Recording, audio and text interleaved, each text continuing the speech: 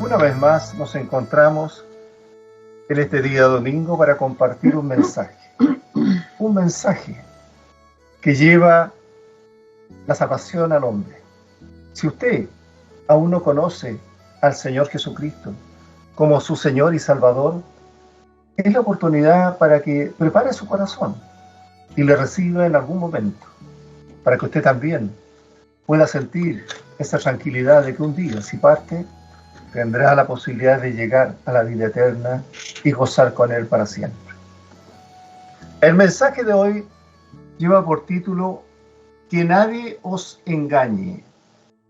Y el pasaje se encuentra en Colosenses 2, versículos 6 al 13.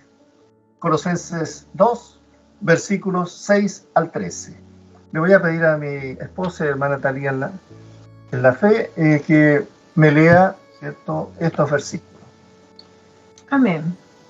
Por tanto, de la manera que habéis recibido al Señor Jesucristo, andad en Él, arraigados y sobreedificados en Él, y confirmados en la fe, así como habéis sido enseñados, abundando en acciones de gracias.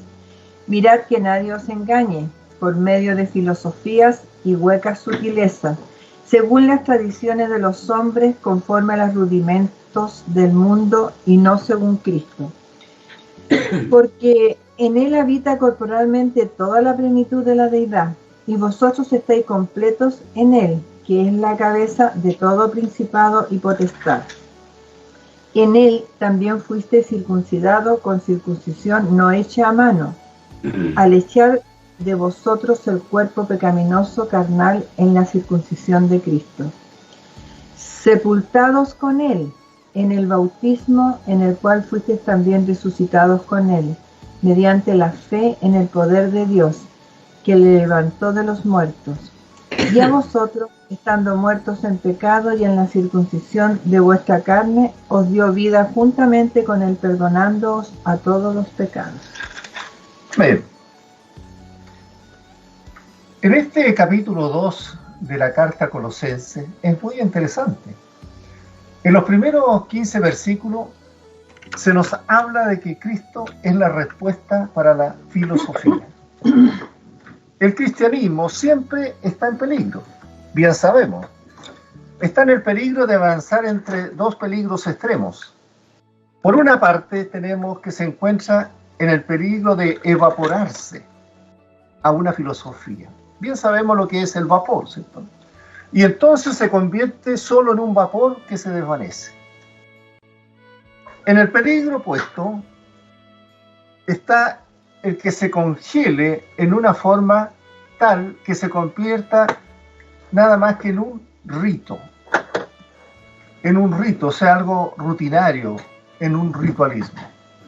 Cada uno de estos extremos constituyen un verdadero peligro, porque el Señor Jesús se calificó a sí mismo como el agua de vida.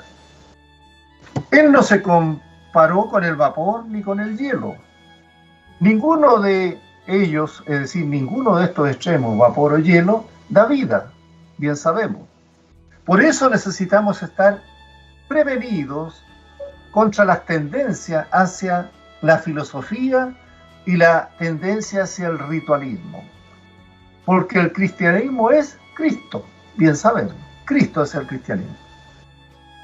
En el versículo 6 dice, por tanto, de la manera que habéis recibido al Señor Jesucristo, andad en Él, dice. ¿Qué quiere decir ser salvo? ¿O qué significa ser cristiano? Algunos piensan que para salvarse una persona tiene que cumplir los 10 mandamientos. Estimados oyentes, la salvación consiste en recibir a una persona y esa persona es Jesucristo. Y esa fue la expresión que el apóstol usó en este versículo. habéis recibido al Señor Jesucristo. Así le está hablando a los colosenses. Y además añadió, andad en Él. Es decir, vivid, le dijo, en Él. Se trata de andar entonces en el Espíritu, de vivir una vida controlada por el Espíritu Santo. Muchas personas creen que la vida cristiana es una experiencia abrumadora, poco menos que irresistible. Es imposible casi hacer esa vida cristiana. La vida cristiana se vive en todos lados, hermanos. En la oficina, en la escuela, en la universidad, en la calle, en el hogar. Y la manera en que uno se dirige de un lugar a otro es caminando. Y la vida cristiana es caminar en el camino que Cristo nos ha dado. No es otra cosa. Es así, y es así entonces como uno tiene que andar en Cristo en cada momento.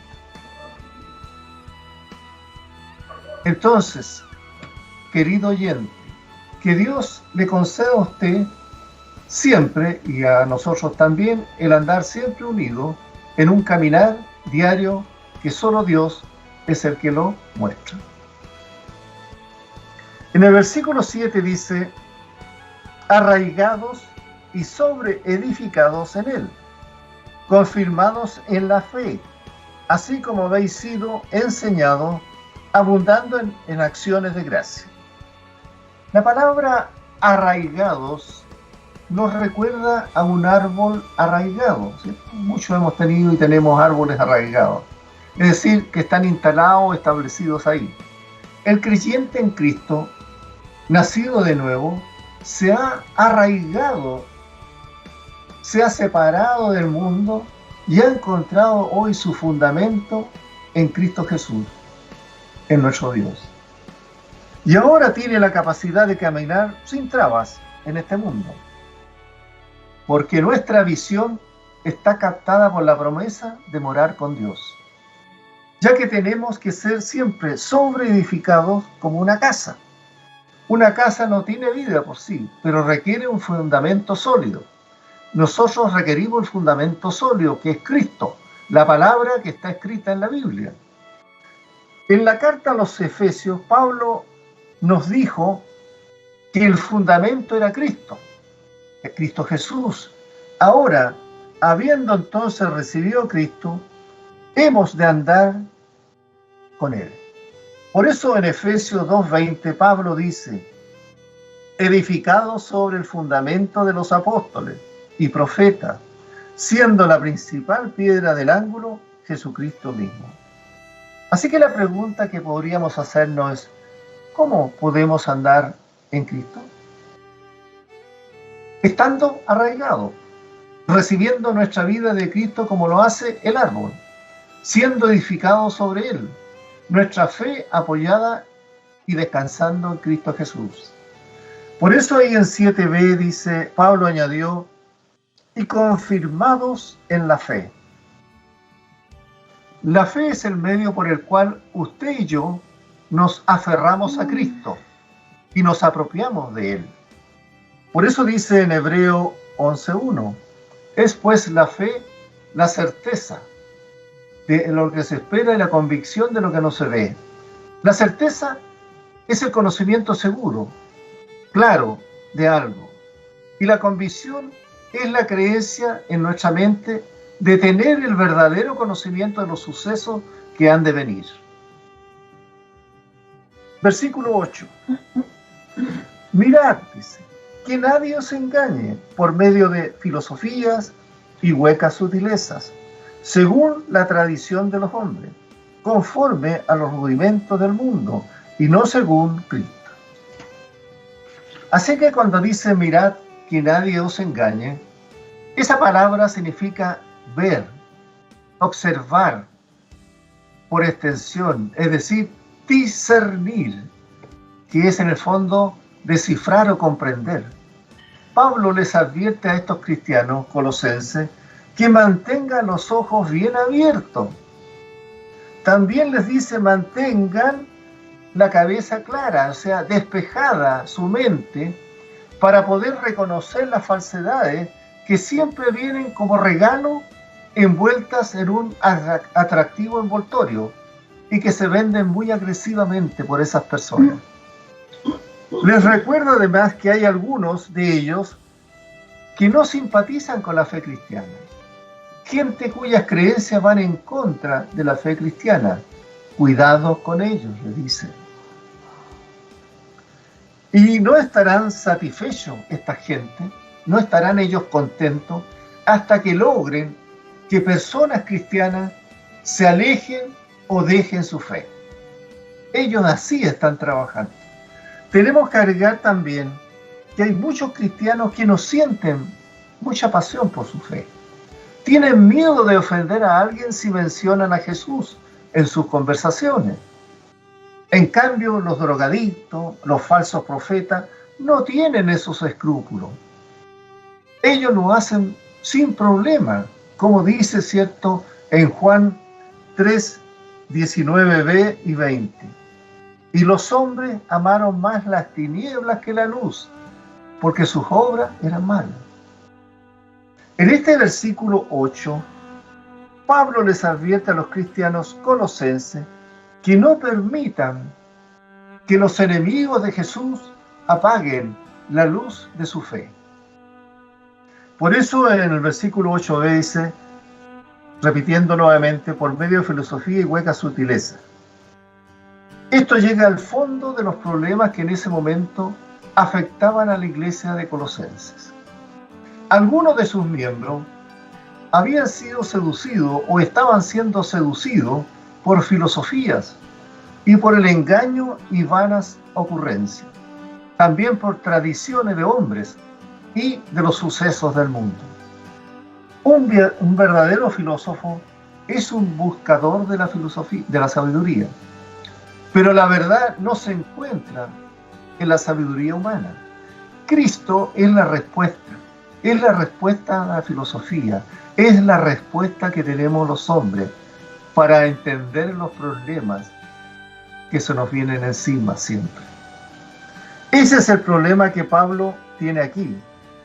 Filosofía y vanas, o sea, vacías, sin ideas claras, incompatible con la fe cristiana y que se dedican en el fondo a perturbar la fe de los creyentes.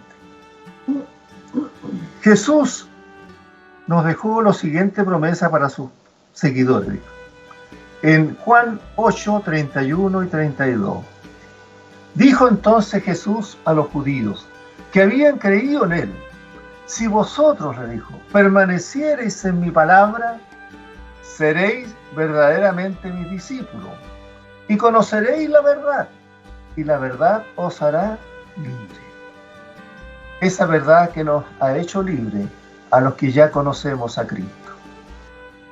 Pablo dijo a los colosenses que gracias a Dios Padre, vosotros, le dijo, estáis unidos a Cristo Jesús, a quien Dios ha hecho nuestra sabiduría. Lo mismo es para hoy con nosotros. Recordemos que el Señor Jesús condenó a los líderes religiosos de su época porque enseñaban tradiciones humanas en vez de la palabra de Dios, de la ley que Dios le había entregado a través de Moisés. Razón por la cual los que enseñamos hoy las Escrituras debemos hacerlo siempre utilizando el total de la palabra de Dios. Y para eso es necesario e importante que los creyentes realicemos un estudio profundo, total y completo de la palabra de Dios, conocerla en la total cabalidad. Dice también, según las tradiciones de los hombres. Los fariseos premiaban a los que llamaban tradiciones de los ancianos, que eran enseñanzas que se pasaban de generación en generación para ayudar a la gente a entender los requisitos de la ley judía. Estas tradiciones, los fariseos las trataban como si fueran autoritarias. A menudo causaban conflicto con Jesús en su resultado. El Señor Jesús le dijo a los fariseos que Isaías se refería a ello. Si leemos en Marcos 7, 6, 7, dice lo siguiente: este pueblo con los labios me honra, mas su corazón lejos está de mí, y en vano me honran, enseñando como doctrinas mandamientos de hombre, porque dejando el mandamiento de Dios, tenéis la tradición de los hombres. Por eso Pablo les pide a los cristianos colosenses que no cometan ese mismo error, le dice. Cuidado, le dice. Igual para nosotros hoy. La tentación de poner tradiciones y decretos humanos a nivel, y aún a veces a nivel más alto que la Escritura, no ha desaparecido totalmente, aún en el tiempo de hoy. Es un problema grave en gran parte de denominaciones cristianas hoy. Cada denominación tiene tradiciones y decretos que se parecen mucho a las tradiciones de estos ancianos. Las tradiciones y los decretos de las diferentes denominaciones fueron creados con buenas intenciones. Tenían buenas intenciones, no podemos decir otra cosa. Las tradiciones pueden ayudar porque nos simplifican la vida. Sin ellas tendríamos que empezar desde cero cada vez que necesitamos tomar una decisión. Pero surgen problemas cuando nos apegamos demasiado a las tradiciones, cuando empezamos a depender de ellas para determinar nuestra fe y en vez de depender de las Escrituras. Especialmente cuando las usamos para quebrantar la doctrina bíblica relacionada con la fe y su práctica. Entonces debemos recordar que las tradiciones de los fariseos fueron creadas por esa razón. Buenas intenciones finalmente no garantizan los resultados que Dios quiere. Además, estas tradiciones y decretos pronto se convierten en dogma, que son creencias de carácter indiscutible y obligatorias para los seguidores en cualquier religión. 9. Porque Él habita corporalmente toda la plenitud de la deidad. En Cristo habita la plenitud, es decir, el pleroma. Es una declaración directa y clara de la deidad del Señor Jesucristo, que no se podría haber declarado de una forma más categórica que lo que Pablo dice acá. En Él dice, es decir, en Cristo, mora toda la plenitud. No simplemente una parte, sino la totalidad. Es Dios viviendo en medio nuestro. 100 años después que tuvo Cristo, la iglesia tuvo problemas con el gnosticismo, que proponía que lo espiritual era bueno y lo físico era malo. Como conclusión, los gnósticos no creían en la encarnación de Dios, porque Dios se había convertido en carne y había habitado entre nosotros. Y los gnósticos decían que solo podíamos llegar a la plenitud, es decir, al pleroma de Dios a través de los ángeles u otras emanaciones. Algunos investigadores creen que la iglesia de Colosa se encontraba infectada por este punto de vista gnóstico y dualista. Dualista es la creencia religiosa de dos principios igualmente necesarios y eternos, y por consiguiente independientes unos de otros. Ese es el dualismo. Por ejemplo, Pablo criticó a los colosenses por observar ciertas reglas señaladas en estas filosofías que estaban entrando, y usted perfectamente las puede leer en Colosenses 2:21 y 2:23, que eran prácticas ascéticas que se aproximaban al gnosticismo. Ahora, en los versículos que comienzan en esta carta de Colosa, Pablo quiere corregir ese error, presentándoles a Cristo, en quien la plenitud de la deidad se agrava en él. Y versículo 10 le dice: y vosotros estáis completos en él, que es la cabeza de todo principado y potestad. En realidad, vosotros estáis completo en él, en realidad este es un término náutico, y uno lo podría traducir de la siguiente manera: vosotros estáis listos para el viaje de la vida en Cristo. Usted está listo para el viaje de la vida en Cristo. Y por cualquier cosa que uno necesite para ese viaje de la vida, la va a encontrar en Cristo. Esto solo puede ser verdad porque Jesús es verdaderamente Dios. Si Él no fuera Dios, nosotros no podríamos estar completos en Él. Cualquier cosa que diga que no estamos completos en Él, también quita la deidad de Jesús. Porque Jesús está completo y nosotros somos completos en Él. Esta afirmación también contradice lo que algunas denominaciones describen a Jesús como la primera creación de Dios y la representación exacta de Dios, pero se cree que es una entidad separada y no parte de la Trinidad, es decir, que no es Dios.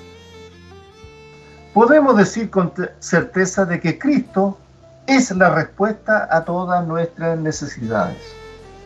Por lo tanto, Pablo aquí les dice a los cristianos colosenses que no había necesidad de ir a escuchar falsas promesas y atracciones presentadas por falsos maestros que estaban llegando y se habían internado entre medio de los colosenses. Ahora la pregunta que le puedo hacer yo a usted, estimado oyente: ¿cuál es su necesidad hoy? ¿Está siendo hoy influenciado por filosofías humanas? Si su respuesta es que está siendo influenciado por filosofías humanas, entonces, estimado oyente, vuelvas a Cristo. Tan simple como eso. Busque a Cristo. ¿Está usted siendo apartado hoy por palabras convincentes o por sistemas o tradiciones humanas? Vuelvas a Cristo. Conozca a Cristo si no lo conoce. Él le va a entregar toda respuesta de esta vida. En el versículo 10b dice que es la cabeza de todo principado y potestad.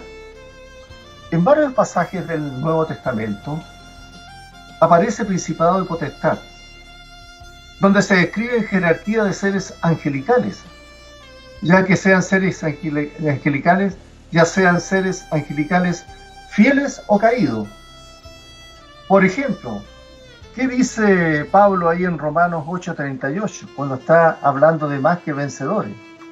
Por lo cual estoy seguro, dice Pablo, de que ni la muerte, ni la vida, ni ángeles, dice, ni principado, ni potestades, ni lo presente, ni lo porvenir. También Pablo en Efesios 6:12 también habla de esto. Porque no tenemos lucha contra sangre y carne, sino contra principados, dice, contra potestades, contra los gobernadores de las tinieblas de este siglo, contra huestes espirituales de maldad en las regiones celestes. Así que hay jerarquías de seres angelicales. Sean fieles o caídos, la palabra lo dice. Por lo tanto, Pablo aquí declara la autoridad de Jesús sobre todos los seres espirituales. Está por encima de todos aquellos que se nombran. Las falsas enseñanzas entre los cristianos colosenses ponían especial atención a estos seres espirituales, de menor jerarquía espiritual. Pero Pablo pone bien en claro que el Señor Jesucristo está muy por encima de todos ellos. Y lo podemos perfectamente leer en el libro de Hebreos. Ahí en Hebreos 1, versículos 4 al 6 dice: hecho tanto superior a los ángeles, cuando heredó más excelente nombre que ellos. Porque ¿a cuál de los ángeles dijo Dios jamás: mi hijo eres tú? Yo te he engendrado hoy, y otra vez yo seré a él padre, y él me será a mí hijo. Y otra vez, cuando introduce al primogénito en el mundo, dice: adórenle todos los ángeles de Dios. Cristo es el mayor de todos. Él es Dios.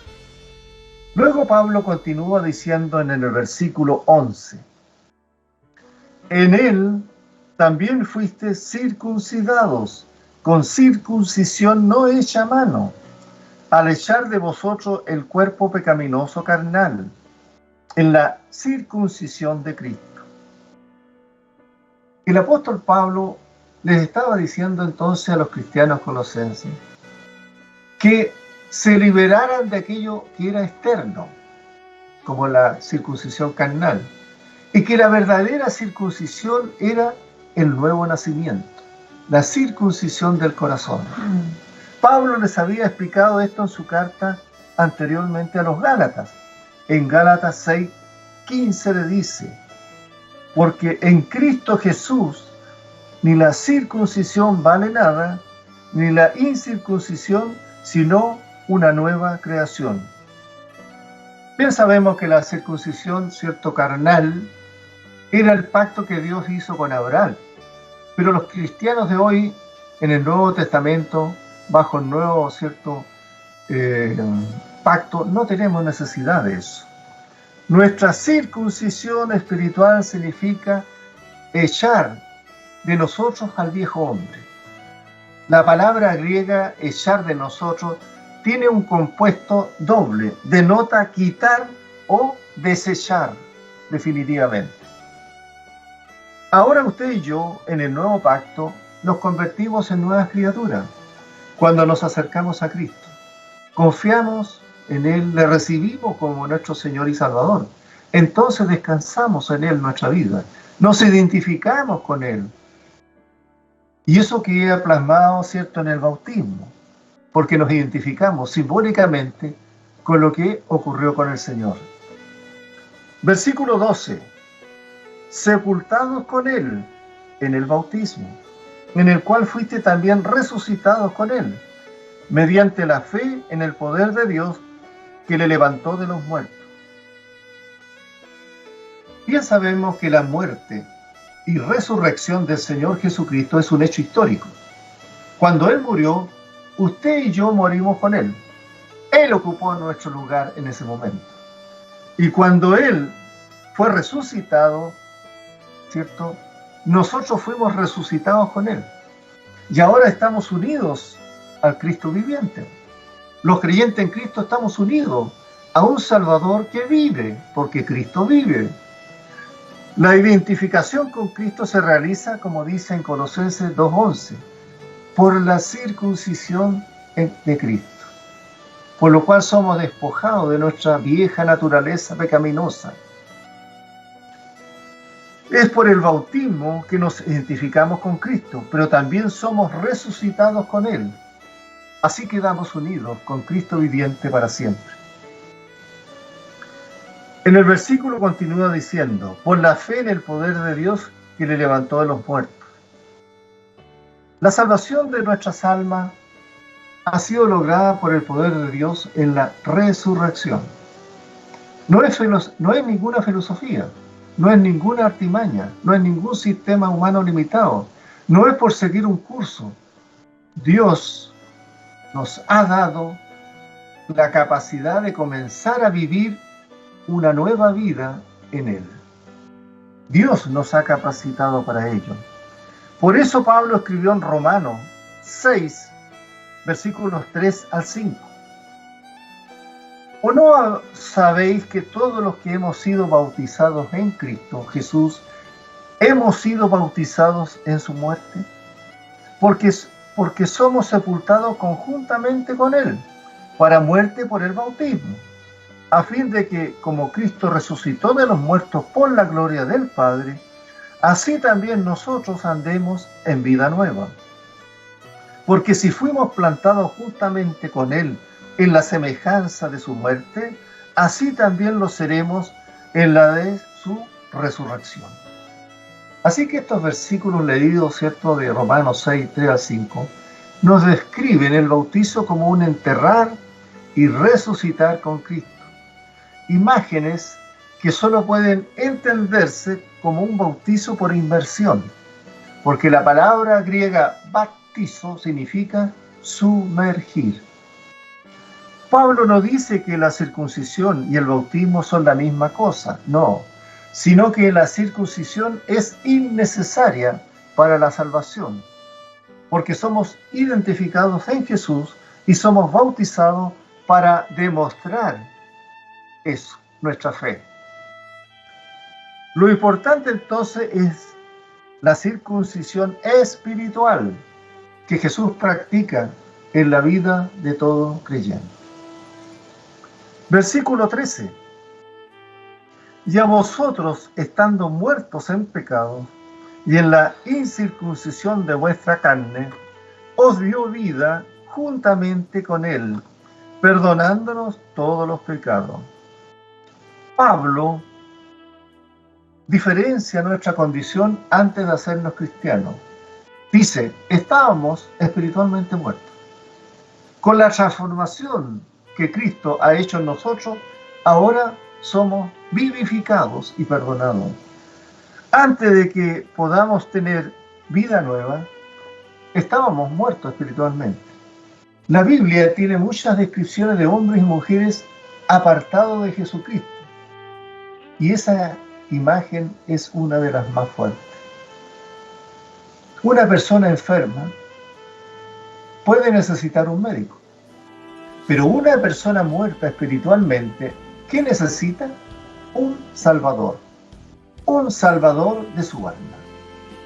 Por eso dice en versículo 13b, os dio vida juntamente con él, perdonándonos todos los pecados. Nosotros no podemos dar vida a nosotros mismos, pero Dios nos puede dar vida juntamente con Jesús. Nunca podremos obtener vida si nos apartamos de Jesús. El punto es que hasta pecados que no son tan malos pueden causar la muerte espiritual.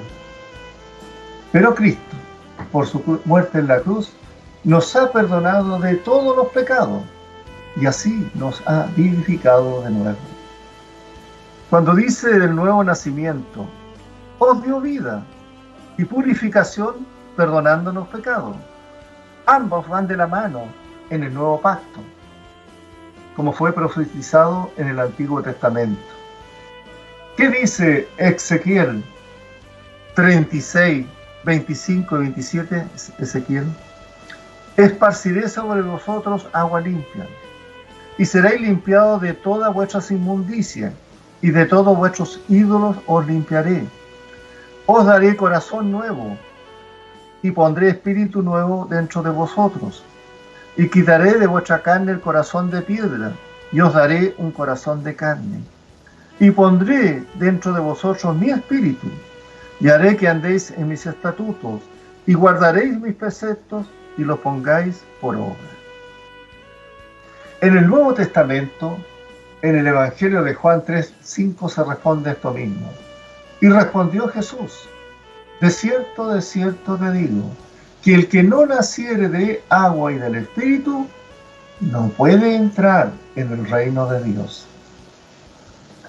Dice también este versículo, perdonándonos. Somos perdonados por gracia, estimado oyente. Bien dice Pablo cuando escribió Efesios 2, 8 y 9, porque por gracia sois salvos, por medio de la fe. Y esto no de vosotros, dice, pues es un don de Dios, no por obras, para que nadie se gloríe.